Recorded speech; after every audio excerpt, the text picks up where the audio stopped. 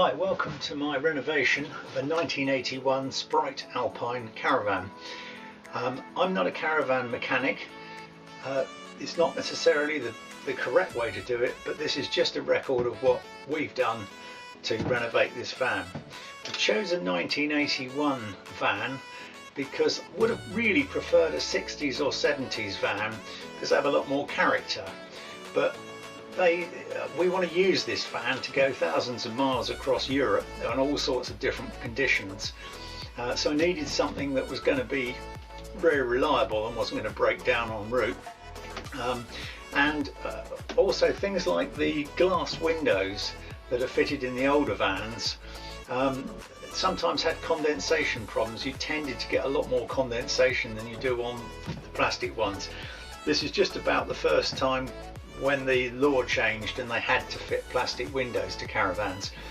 Because of the age of this van, a lot of the windows in this were originally a single glazed plastic window.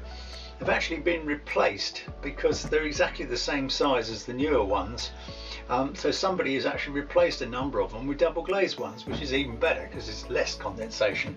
The ones that aren't, I've put in this metal foil insulation material to try and reduce the amount of heat lost through the windows, but they're all plastic.